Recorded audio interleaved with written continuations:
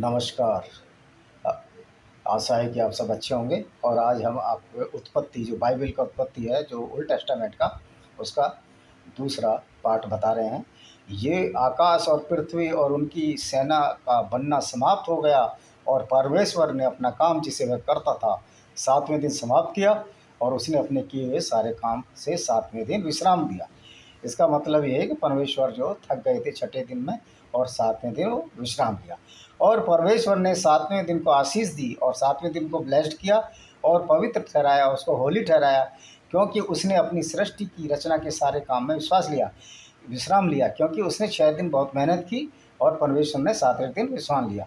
आकाश और पृथ्वी की उत्पत्ति का वृत्तांत यह है कि जब वे उत्पन्न हुए, अर्थात जिस दिन यहोवा परमेश्वर ने पृथ्वी और आकाश को बनाया, तब मैदान का कोई पौधा भूमि पर न था, न मैदान का कोई छोटा पेड़ उगा था, क्योंकि यहोवा परमेश्वर ने पृथ्वी पर जल नहीं बरसाया था, भूमि पर खेती करने के लिए मनुष्य भी नहीं था। आप ये बताइए, अभी तो ये कह रहे हैं कि सबसे पहले पृथ्वी बनाई और फिर आकाश जल बनाया, और पृथ्वी और आकाश बनाया और फिर जल बनाया, और उस पर परमेश्वर की आत्मा मंडरा रही थी।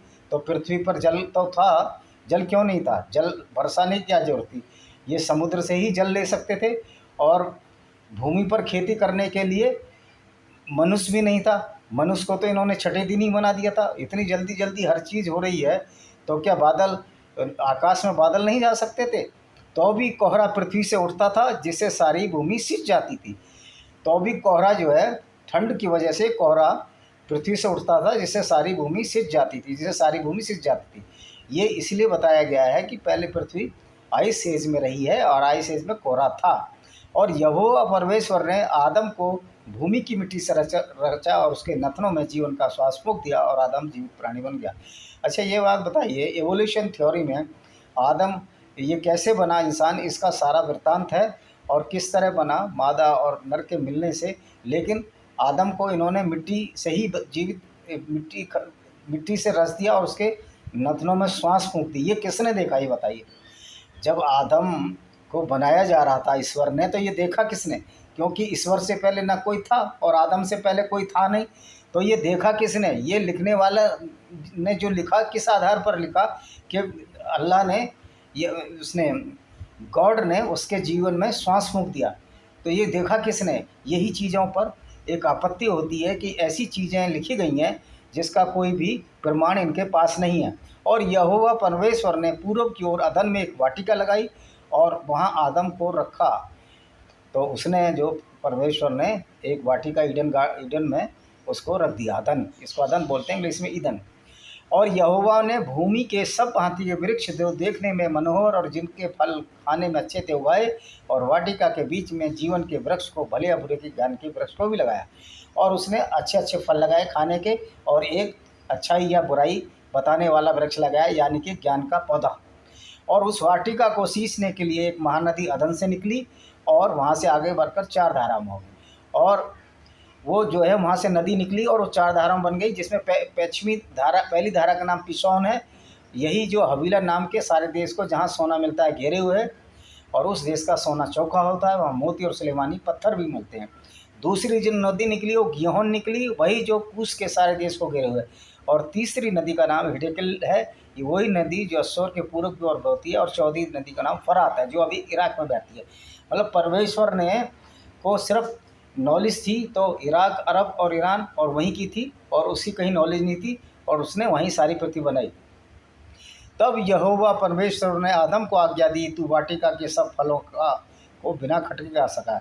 तब परमेश्वर ने आदम को बताया कि तू सारे फल खा सकता है, लेकिन जो भले और बुरे ज्ञान का वृक्ष है उसका तू कभी फल ना खाना, क्योंकि जिस दिन तू खाएगा ये मर जाएगा। मेरी एक बात समझ में नहीं आती, बुरे और भले के ज्ञान के लिए ये परमेश्वर का कार्य नहीं है कि बुद्धि दे जिससे कि आदमी मानव अच्छे कार्य करे, लेकिन उस फल को खाने के लिए क्यों रोक रहा था जो बुद्धि का फल है? यहाँ भी एक संशय के बादल उठते हैं कि मस्तिष्क के विकास के लिए ऐसा फल खाने के लिए मना कर रहा है परमेश्वर, जो कि बुद्धि का विकास करती है। इसका मतलब क्या है? क्या परमेश्वर आदम के खिलाफ थे, या आदम को बुद्धिमान नहीं चाहते थे, या वो चाहते तो यस मैन रहे? और यहोवा पर भले या बुरे का क्या उसको ना खाना, ठीक है। फिर यहोवा परमेश्वर ने कहा, आदम का अकेला रहना अच्छा नहीं, मैं उसके लिए एक ऐसा सहायक बनाऊंगा जो उससे मेल खाएगा। तो उसने कहा ये आदम अकेला है, इसके लिए भी एक साथी बनाते हैं। फिर यहोवा में सब जाति के बनेले पशु, आकाश से सब भांति के पक्षियों को रचकर आदम के पास ले आया कि देखें वह उनका क्या नाम रखता है। और जिस जिस जीवित प्राणी का जो नाम आदम ने रखा वही उसका नाम हो गया। तो आदम ने सारे नाम रखे हुए हैं। ये उस आदम ने जिसने कि बिना फल खाए, अभी उसने फल नहीं खाया है लेकिन नाम रख दिया, मतलब बुद्धि आ गई उसमें। जबकि यहाँ बोलते हैं कि अच्छे बुरे ज्ञान की बुद्धि वाला फल था और फल खाया ही नहीं, और सारे पशुओं के उसने नाम भी रख दिया बिना बुद्धि के। तो ये चीज़ भी संशय पैदा करती है। तब यहोवा परमेश्वर ने आनंद आदम को भरी नींद में डाल दिया, और जब वह सो गया उसकी पसली निकाल कर उसकी संति मांस भर दिया।